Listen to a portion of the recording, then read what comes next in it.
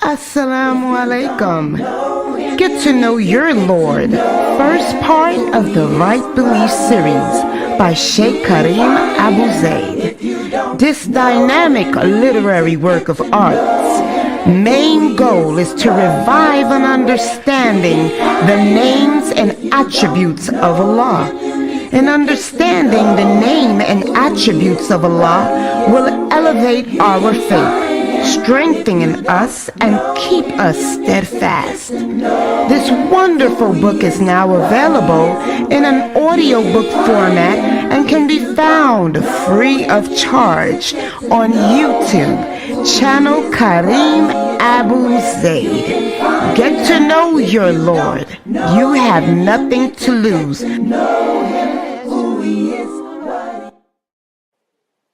You will make it through. The fitra is awake in you. With Quran and Sunnah by your side, here's a place where it will thrive. You will make it through. You will make it through. The fitra is awake in you. With Quran and Sunnah on his side, here's a place where it will thrive. You will make it through. With Quran and Sunnah on his side, here's a place where it will thrive. You will make it through.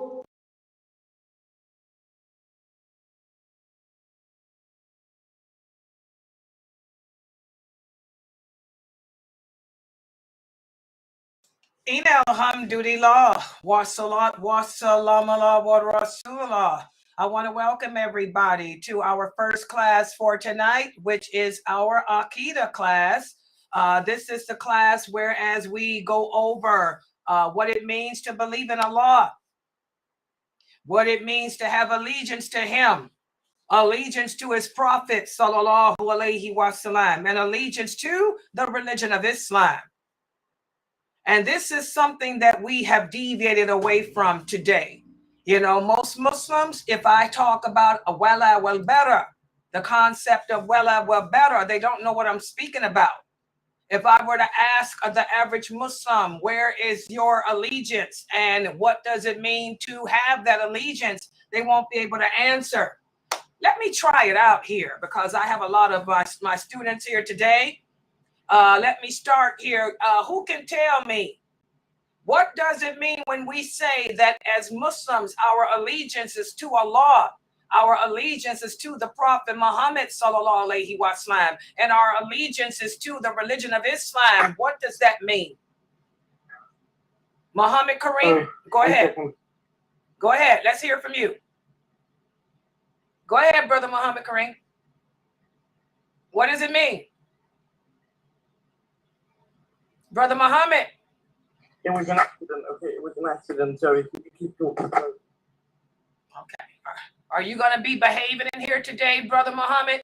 And by the way, let me talk about this for a second because, you know, I'm not new at this. I've been teaching Islam since I was 12. I've been doing it on the internet since 1986. You guys can Google this website. El Quran wa Sunnah has been around since 1986. And we are a nonprofit organization. And by the way, we are desperately in need of your donations. Let me put that ticker up there.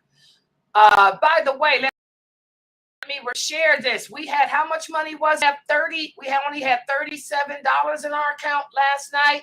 Please support this dawah effort, guys. You know, we are a nonprofit organization. All your donations go to keep us on the air, keep us on YouTube, on TV, and all the other social platforms. Okay, but this website is not new. I'm not new. I've been teaching Islam for over 50 years, literally over 50 years, you know. But and one of the questions that a lot of people are taken aback by, one of the things about me that a lot of Muslims, people of knowledge too, a lot of you are y'all see that? That's why. Okay, Famay, you can take care of it. Thank you. Okay, a lot of the people are taken aback by me because I am not like your average typical woman. You know, a lot of days nowadays you get on the internet and there's a lot of women speaking about Islam with all these beautiful, soft voices and, you know, sugarcoating and pacifying and they're just public spectacles. Okay. This is not how we're supposed to be as Muslim women. If you're going to be public in your speech, Allah commands you in the Quran to make your voice loud, make your voice rough and tough and intimidating. That's right there in the Quran for the women. Y'all don't know that? Why is it that that verse is not mentioned by you brothers? I am not supposed to get on this internet and speak like I'm your woman. To speak to you, to speak on this internet the way I would speak to my husband or my children. And that's an example why. Because there's a lot of evil people out there, evil men out there who have a lot of evil in their heart. And 70%, I tell you guys, 70% of the people that are in here right now listening to me are men. Am I supposed to be soft and seductive with them? Am I supposed to be sweet and sugar-coated with any man other than my husband? You will never see that from me. That's not me. I was trained to be a daya, and I was taught don't ever be public and be soft. You have to be intimidating. That's from Allah. So, of course, I'm not like these other women. And that's why, because I got to be able to deal. All right. So that person's been banned up out of here. But what does it mean, you know, to say that our allegiance is to Allah, our allegiance is to the Prophet Muhammad, sallallahu alaihi wasallam, religion? Miss Jackson said it means we only do things according to how Allah commanded. Let's look at her answer. She said it means that we only do things according to how Allah commanded and how the Prophet sallallahu alaihi wasallam recommended. And we distance ourselves from things that go against what we were commanded or that are doubtful. Miss Jackson, I am so proud of you. Mashallah, guys, look at her answer. And as a teacher and a daya, I can actually smile. Y'all don't see me smile that much, but she's one of my new students and she answered so well. I'm so proud of you. That answer is correct. That's what it means. We show our allegiance to Allah. We obey him in everything he commanded. We also obey the Prophet Muhammad sallallahu alaihi wasallam in everything he commanded and recommended. I like how she threw in recommended. And wal Bara, it means we distance ourselves from anything that goes against what we were commanded by Allah, what we were commanded by the Prophet sallallahu alaihi wasallam, what we are commanded to do in this religion. We distance ourselves from anything that opposes that or anything that's doubtful. Oh my God, Miss Jackson, I just want to cry because I'm so proud of you. That lets me know that I am making some type of progress despite the fitna that I have to deal with on this internet. But subhanAllah, I'm making some progress because you answered that perfectly. Alhamdulillah. So that's the whole purpose of our existence, guys. Allah created us to worship him. He put us here on this earth to be tested in our belief in him. As he says in the Quran, just because we say we believe in Allah, that's not enough. You know, the Christians, they say they believe in Allah too. The Jews, they say they believe in Allah too. But do they really? Why is it? Let's see who can answer that. Why is it that we cannot refer to a Christian? Why is it that we cannot refer to a Jew? Why is it that we cannot refer to any other religious belief, a person that follows any other religion as being a believer? Can anyone tell me? Why is it that we cannot refer to anyone who follows a religion other than Islam as being a believer? Why is it? Why is it that the Christians are not believers? even though they say they believe in Allah? Why are they not believers? Who can answer that? Would it be because they don't worship Allah the way Allah said to worship him?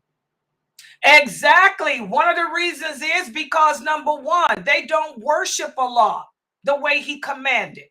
Remember, as Miss Jackson said in her answer, part of belief in Allah entails having allegiance to him. Having allegiance to him means you obey him in everything he commanded. And you do the things he commanded us to do the way he commanded us to do them, not following your own beat. The Christians, they worship Allah the way they want to. So that shows they really don't believe in him.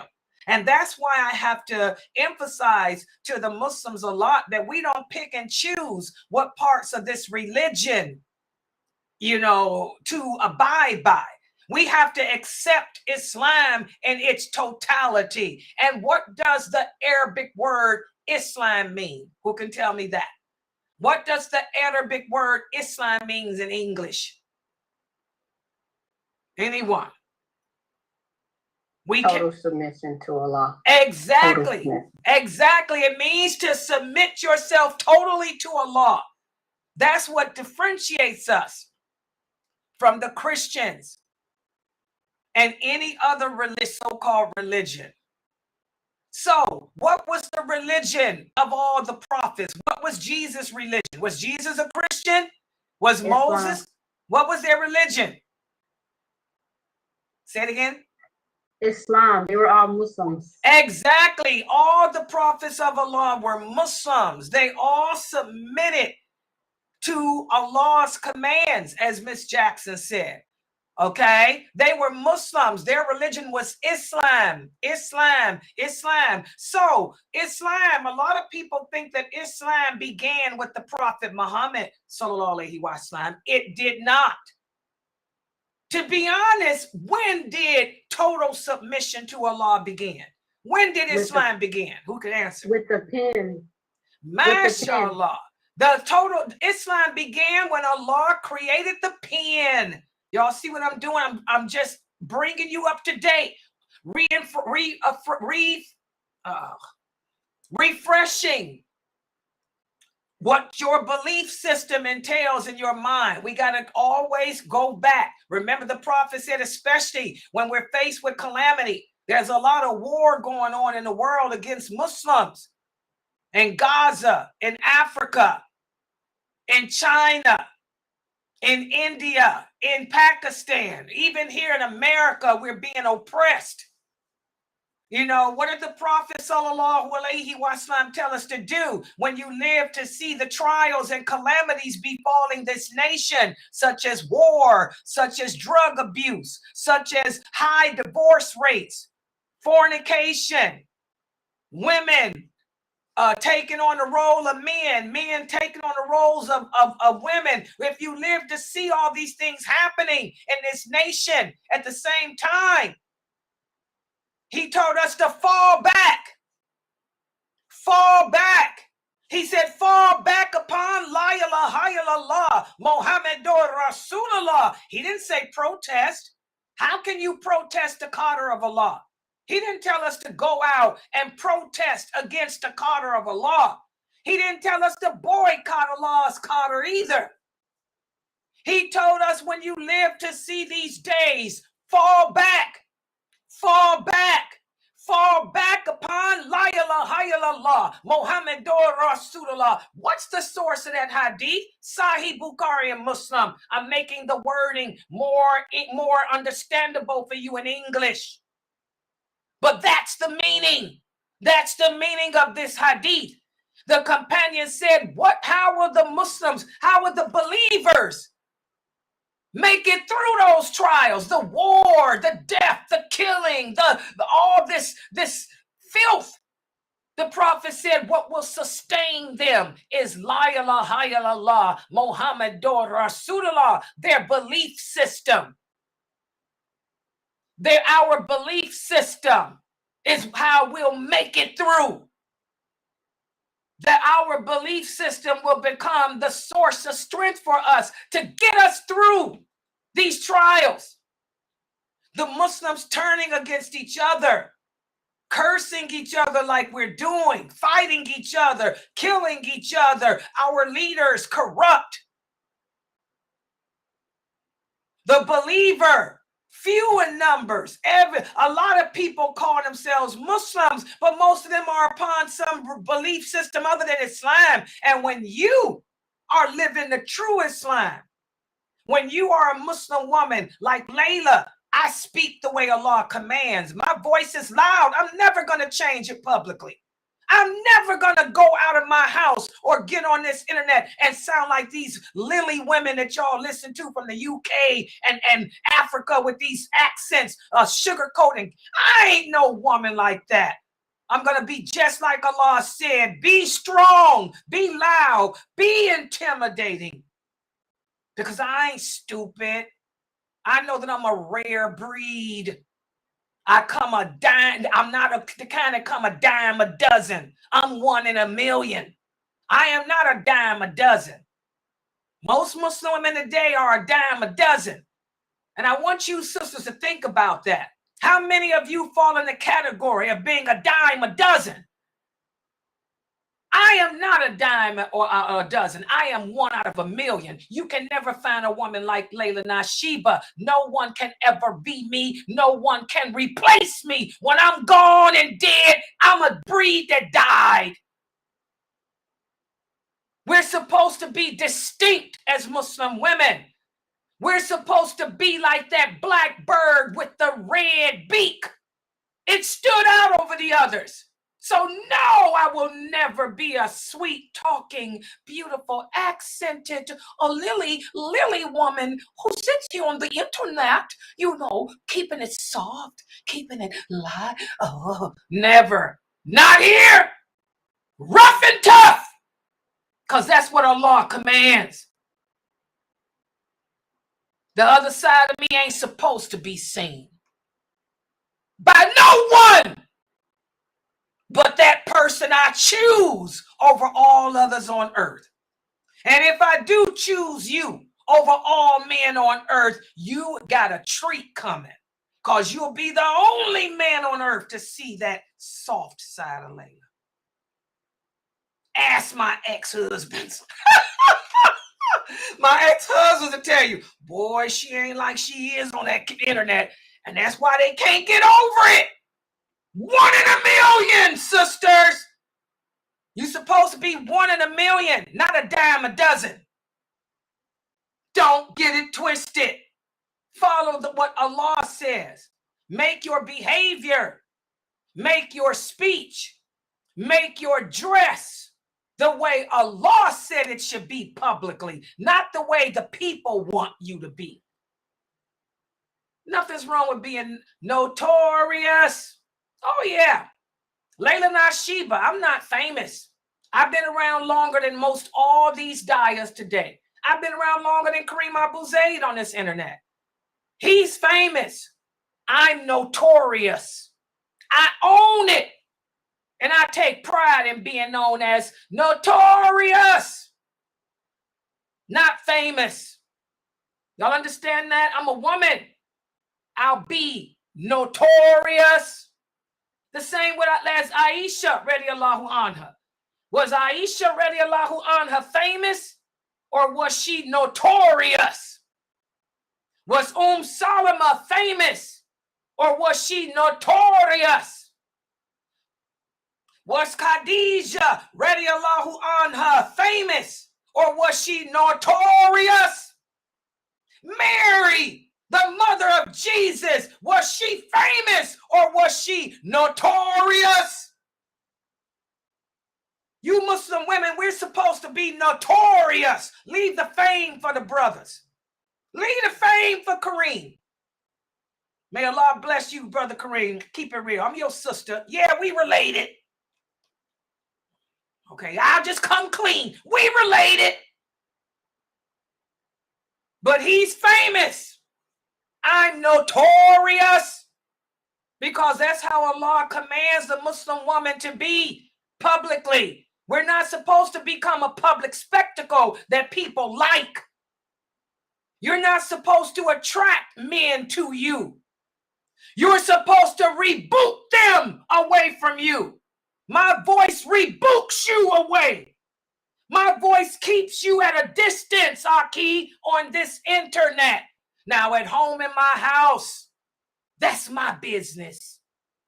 And that side of me is only for my man.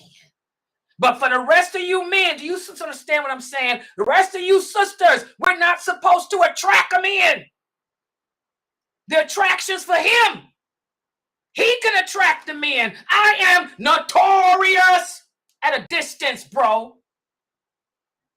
Rough and tough at a distance, bro. Don't nobody see the best part of me. We talked about the name of Allah yesterday. As-Sabur. The name of Allah. As-Sabur. We talked about how that name comes from a fruit. You know how there's a fruit that's so sweet, so pleasing. The middle of it is so sweet, you can't wait to get to the middle of it. So it takes patience. It takes firmness, resilience. It takes resilience to not give up on getting to the root, the core of that fruit, the innermost sweetness. Sabero.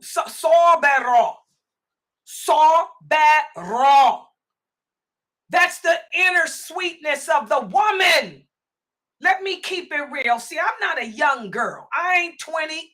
I ain't 30. I ain't 40. I ain't even 50. I'm in the 60s. Learn from this old women, young girls. That inner part of you, that sweetness, is only supposed to be shown with your husband, your man,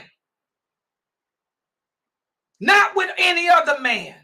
Any other man that I come in contact with, he's going to see my notorious, my roughness. He's going to see my toughness. So he can think Layla is not the one to play with. Any man that looks at me on this internet, he says, boy, you know, she's good to look at on the outside. Saw bad raw. Saw bad raw. Saw bad raw. But my sweetness is in the inside. That's only for my man, if I had one. Y'all understand that, sisters? Young girls, do you all get me? Speak from my Zoom room. Do y'all understand what I'm saying? Is this clear? Public spectacle. We're not supposed to make a public spectacle of ourselves. A public spectacle shows the innermost sweetness. A public spectacle shows the hidden fruit, the sweetness of the fruit. Allah says when you go out of your homes, whenever you are public, Muslim women, if you believe in him, you know, do not show that sweetness. Be loud, be strong, be women of dignity. One thing about Layla, I'm a woman of dignity. Publicly, I'm a woman of dignity. Publicly, I'm a woman of beauty. Publicly, all of that. The outside is supposed to be, you know, what Allah likes. But the inner me is not for your eyes and not for your ears. It's only for the eyes and ears of my husband. Do you sisters understand that hadith, that verse of the Quran now? Am I making that verse of the Quran clear? Somebody speak. Fresno, am I making it clear? Am I? Yes, you are. Do y'all really understand? Very clear. I hope y'all understand. So I don't want you, so they can talk about Layla. Yeah, I'm rough and I'm tough publicly. You will never know the real Layla. The real Layla is only for my man. The real Aisha. Why do you think they hated her? Because she carried herself the way Allah says. She was extremely intimidating, intelligent, beautiful to look at, intelligent, a woman of dignity, but she intimidated the heck out of you. She only showed that sweetness with her husband. Salama, I did her story for y'all. Salama was the cousin of Khalid bin Walid. She was a warrior of Islam. She used to spar with him. Back in those days, the females that were allowed to live were matched up as a child with a male to spar with, to learn how to defend themselves. Her and Khalid bin Walid, they were spar partners. As he says, she was like a sister to him, and he a brother to her. They were first cousins, but they were like the African Americans view a first cousin, brother, sister. He never thought about marrying her. Should have thought about marrying him. He was a military genius. And guess what? Salama was a military genius too. She used to walk around with a knife on her, in her girdle at all times. And she would be seen doing this, flicking it up in the air, catching it, flicking it up in the air, catching it. Umar, may Allah be pleased with him, said that was the one woman who intimidated him. When the wives of the Prophet sallallahu alaihi wasallam made him angry because Aisha and Hafsa, they did the female thing of jealousy and put out some crap. A lot of the people thought the Prophet Muhammad had divorced his wives because he swore to be away from them for a month. When Umar heard about it, they were all gathered at Sauda's house because Sauda's home was the meeting place of all the wives. What's the source of all of this? Bukhari, Muslim, Muwatta. When Umar heard, because his daughter was married to the Prophet, when he heard that the Prophet had divorced his wives, he marched to the home of Sauda, knocked at the door. She let him in. Umar said, "You wives of the Prophet, why do y'all send him through this?" And then he grabbed Hafsa. He said, "Hafsa, why do you create all this fitna?" Salama was sitting in the back, standing in the back, throwing her knife up in the air like she does. All the other wives of the Prophet were, afraid of Umar, not Salama. And when he grabbed Hafsa, Salama took the knife that she was flicking and threw it, and it hit the table, stuck in the table. She said, "Umar, you always gotta dip your nose in the Prophet's affairs." She said, "What makes you think that you can dip your nose in the business of what goes on between him and his wives?" Umar radiallahu anha says she was so intimidating in her demeanor, in her voice. He said that he bagged away and said, "I'm sorry," and left out the house. Even Umar didn't bother Salama.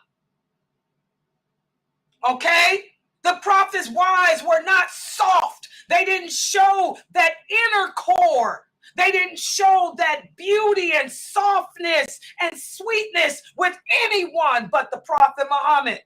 Any other man, anytime they were public, they were intimidating in demeanor, in behavior, beautiful in appearance, raw, like the fruit.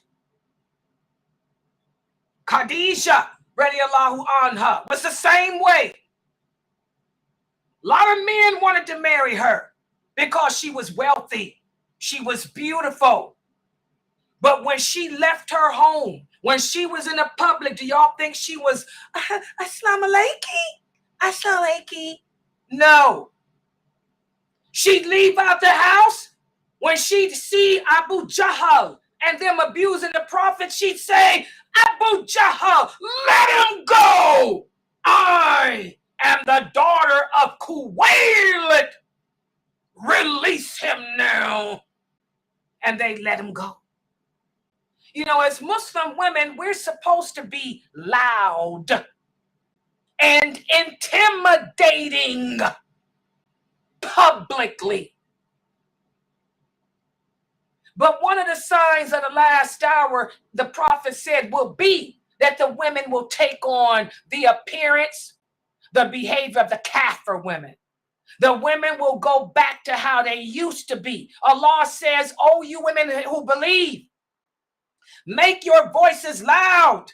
Make your voices intimidating when you leave your homes.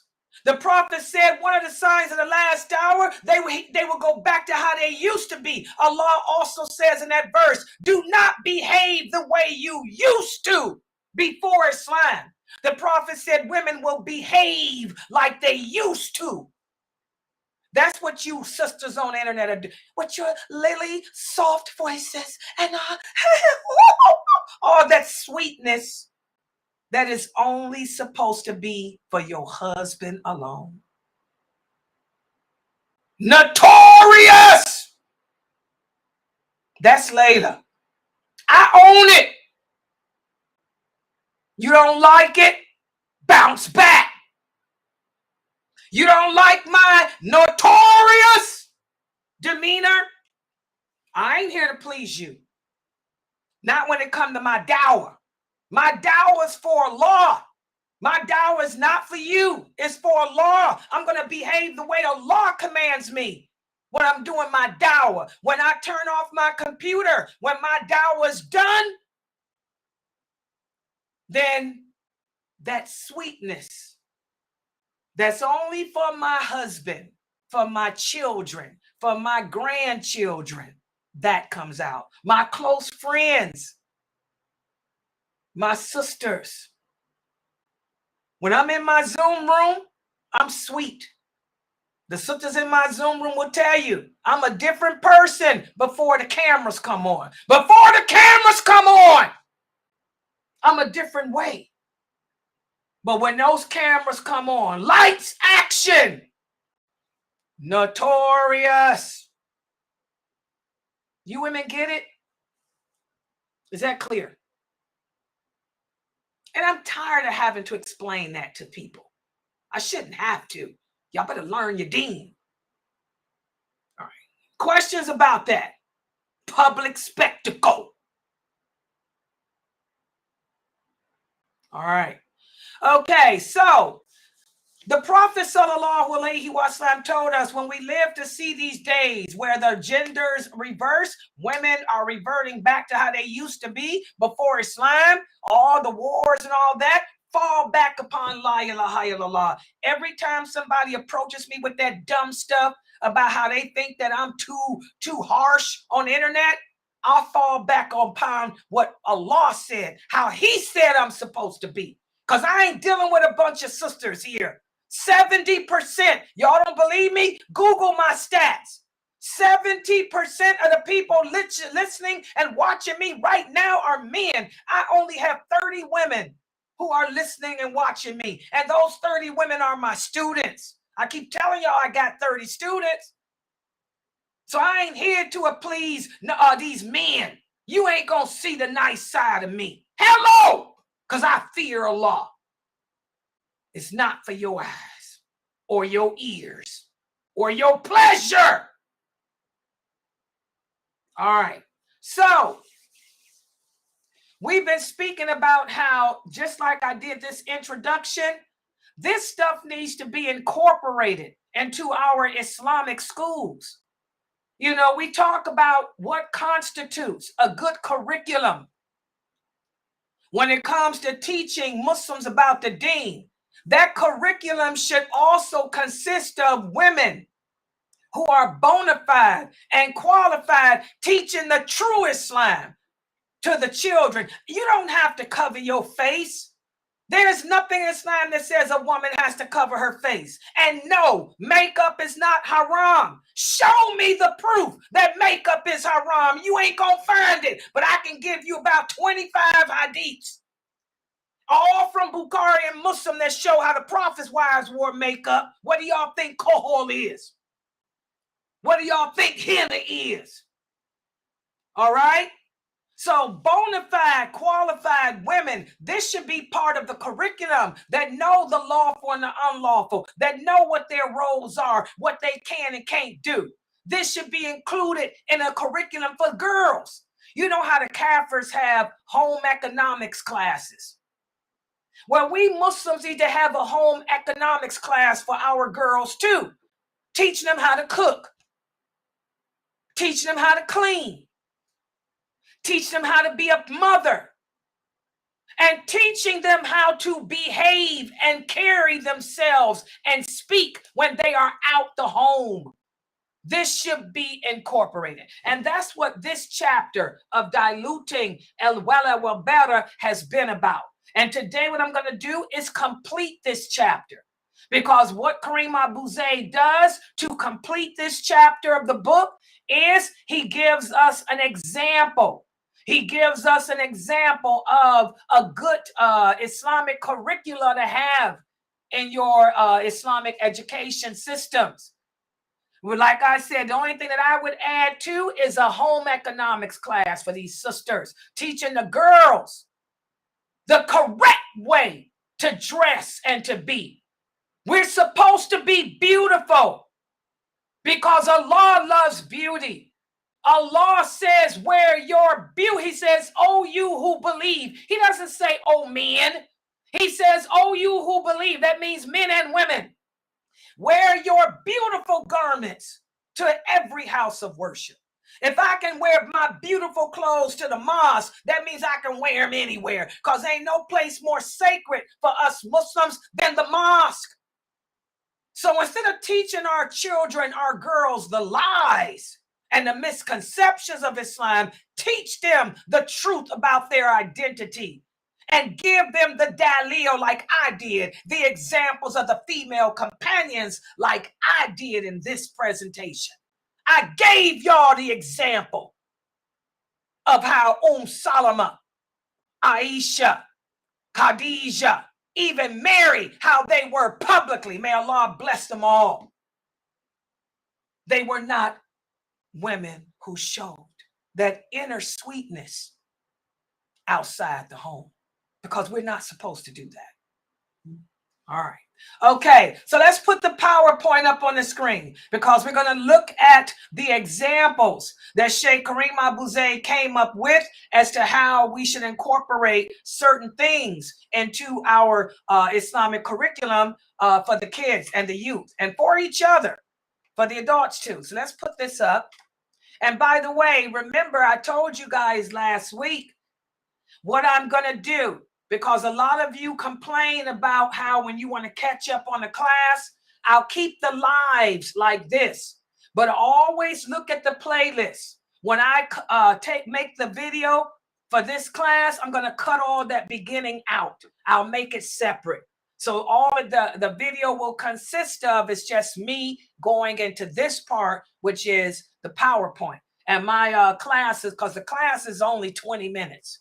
Okay, so that will make it easier for you guys. So the beginning will be cut out of the video I put out for the playlist. If you want to hear my banter, watch the live. The live will stay there. The live is my dalil for everything. All right, so let's put the PowerPoint up. Hold on here. And by the way, have me on the big screen TV for the kids. All the kids should be taking notes. Screenshotting. Okay, so let me go to this for here, and then I'll start with Zoom. Yeah, that guy's been banned. So yeah, once we ban him, he can't come back. So sister, one of the sisters here banned him. So he'll come back tomorrow. We won't have to deal with him until tomorrow, unfortunately. He'll come back here with another name and another account tomorrow. That's why you just have to remain rough and tough, because there's a lot of men watching here. We have more men than we do women here. Don't get it twisted. Yeah, so you have to maintain that roughness. All right. Okay, so here we go. Yeah, this is Jihad. One of the brothers. Oh, Assalamu alaikum, brother. The brother from the Emirates is here. Yeah, he said the sister is giving, this is Jihad. The sister is teaching y'all true Islam, and this is Jihad. She's doing Jihad. That's right. We're doing Jihad. I'm doing Jihad. I can't be all soft on this internet. I'm fighting. Say that softness for my family.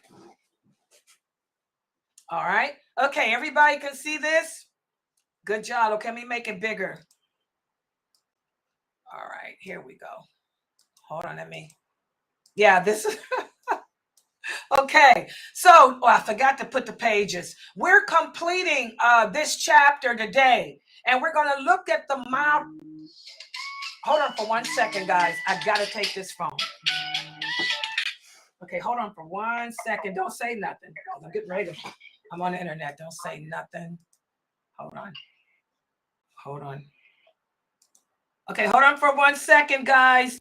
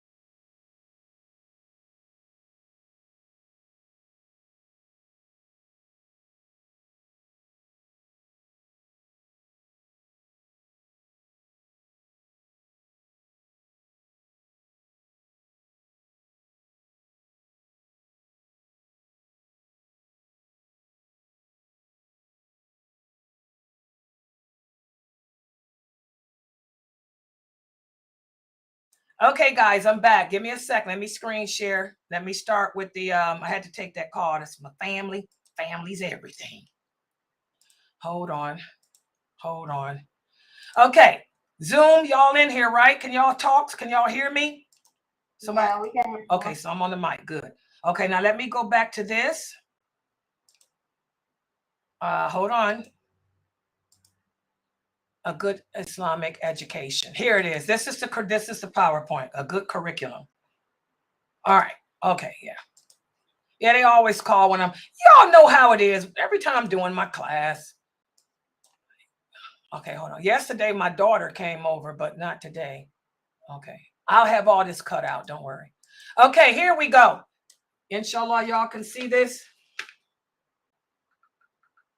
Wait a minute. Let me go back on. Okay, yeah, I can see now. I had to go back on Telegram. Okay, there, Telegram, Dr. Asim and them. Okay, here we are. Yeah, Dr. Asim's watching. Maybe he's not angry. All right. Today, we're going to end this chapter by looking at the model that Sheikh Karim Abu Zayd came up with as a good Islamic educational curriculum. Okay? And let's see what he put here. He starts off by telling us again, he said the principle of allegiance and disassociation. He reminds us that this is the foundational concept of our belief system. Why? Because as we talked about in my intro today, wal Bara emphasizes our allegiance to our religion and Allah, and our disassociation from anything that contradicts Allah, His Prophet, and this religion. So any educational concept that we come up with has to include wal Bara. Does everybody understand that? It has to be woven into the curricula to help the Muslims navigate through the fact that We're living in an environment, we're living in a society in which Islam is not dominant. Even though it may be a Muslim land, like the brother is saying from the Emirates here. Even if you live, and by the way, he's teaching the same class. May Allah bless you too. He's using a different book, though. He's using Sheikh Abdul Wahab's book. But anyway, like he said, even if you're in a Muslim country, a Muslim populated country, you're going to see that most Muslims don't live by allegiance and disassociation. So it has to be incorporated. And there's different strategies that we can do to incorporate the concept of allegiance and disassociation. And this is what Sheikh Kareem came up with. He said, number one, develop courses that explicitly address the topic of allegiance and disassociation, which is like what we do here at Sunnahfollowers.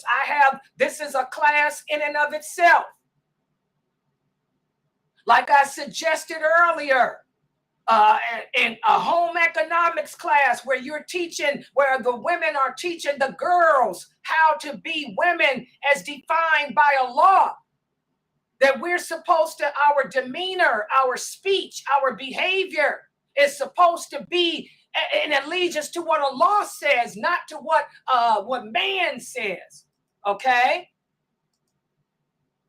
Also, another example would be develop a course that teaches verses of the Quran, surahs of the Quran that address allegiance and disassociation. And also, in whatever courses you have in your school, you want to train the students to be able to critically evaluate life through the concept of allegiance and disassociation. The same way we're doing here as Sunnahfollowers. You know, I'll give you guys a quiz asking you, how will you disassociate? What type of classes, if you're going to go to college, what type of classes do you disassociate from? If you're going to college or you're choosing a career, what type of careers would be an allegiance to what Allah likes? And also, you can give hadiths, for example, teaching the students to apply the hadith about enjoining good, how the Prophet said either speak good or remain silent. You know, so these are different strategies that we can incorporate into our curricula to help, you know, keep our Muslim identity intact. And again, environment is everything. And for the brother that's listening to me from the Emirates, you know, I don't know what's going on over there, but I can tell you right here in America, you probably saw the videos on YouTube. We got a problem with sex molestation. We got a problem with sexual molestation, not just in the Kafir schools, but it's happening in the Muslim schools too. So the environment should be safe for the children. And we should create a classroom modeled after the Prophet ﷺ's mosque. The children should be safe. It should be respectful. It should be an environment of learning and discussion, not an environment, you know, that contradicts that. And never leave the children alone with one person. You know, Islam tells us to always have witnesses. You shouldn't even have teacher-student conferences unless the door is open so that other people can see what's going on inside. Never close the door. Or if you're going to close the door, have witnesses that that child will be comfortable with. If it's a girl, you never leave her alone with a man. If it's even with a boy, don't leave him alone with a male. Put another male in there who the child trusts. And also, the environment should be free of cyberbullying. And also, you want to engage your parents. Let the parents be engaged, like I do here at Sunnahfollowers. You know, I tell all the sisters here to have their children participate in my classes too. And you should engage the parents in discussions about the Quran and discussions about wal Bara. Whatever you're teaching your children, you want to engage the parents in it too. And also train the teachers. The teacher should be trained in what wal Bara is. The teacher should be trained in what limits to not transgress. So that's how we make the environment safe. Also, you want to bring in the community. If you're establishing an Islamic curricula, you want to get the entire community involved. You know, involve the local leaders like the imam. Have the imam come in as a guest speaker or guest lecturer. Or have seminars featuring respected people in the community to deliver their insights on allegiance and to give examples from the companions and all of that. And also, don't ever forget to assign projects for the students. Like I do with you guys, think about what type of jobs, what type of careers would be good to adopt here in America that won't stand between you implementing wal Bara, okay, and things like that. So you want to have community engagement and also have the children related to whatever you're teaching to the real world. Okay. And there are examples of curriculums that do work. For example, my website. I've been around since 1986. The curriculum here focuses on allegiance and disassociation and implementation with the understanding of the companions. And by us teaching that way, you guys grow up and learn how to handle the trials of life while maintaining your Islamic identity. Also, on another level, we have Safa USA. I'm always telling y'all the homeschool program that Sheikh Kareem Abu Zaid put together, SunnahfollowwersShop. This institute provides in-depth Islamic education from grades kindergarten through 12.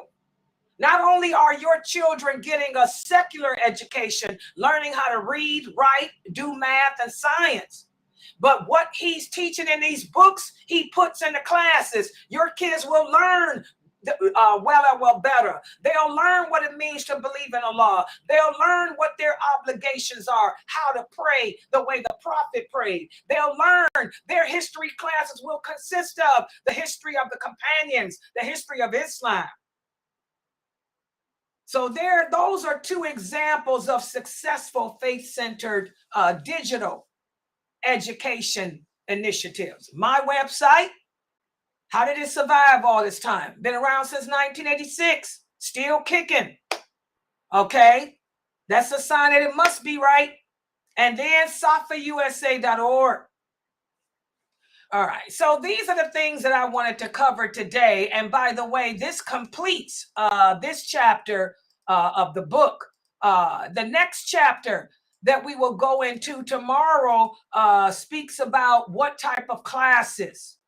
We're gonna, I think Sheikh Kareem Abu Zaid emphasizes more the type of topics, the type of subject matters that we should emphasize with our kids and all of that.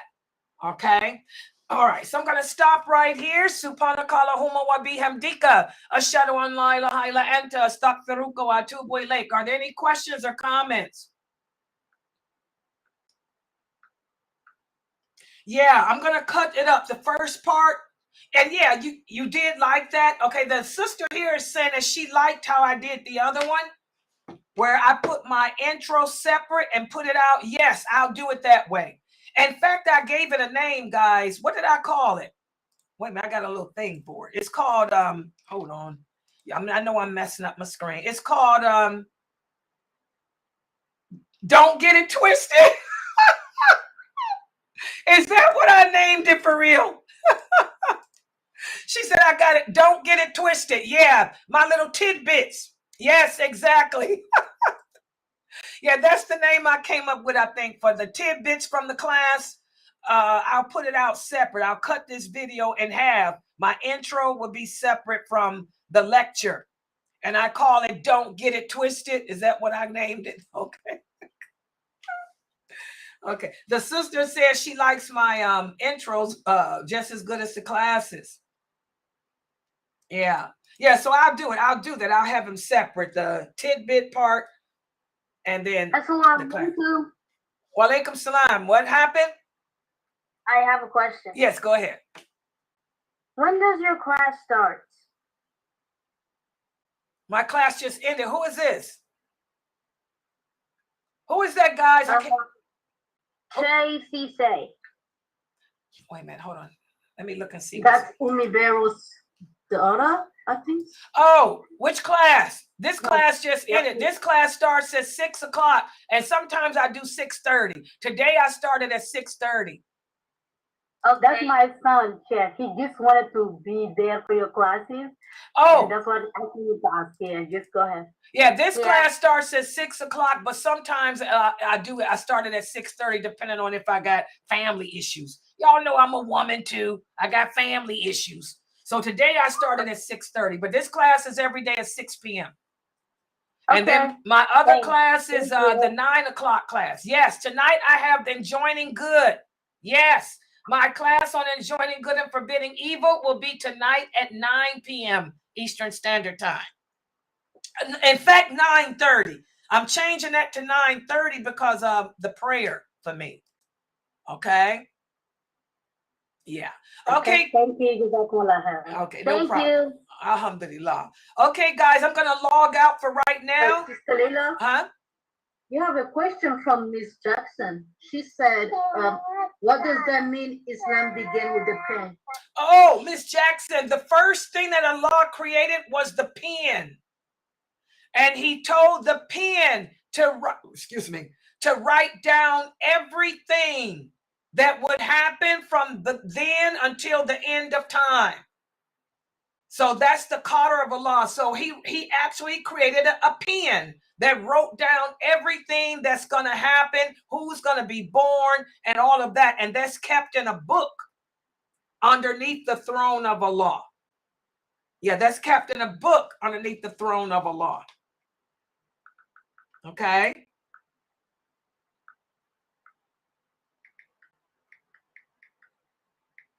All right. Okay, I'm going to log out for now. Inshallah, I'll be back at 9:30. Subhanakallahumma wa bihamdika ashhadu an la ilaha illa anta astaghfiruka wa atubu ilaik.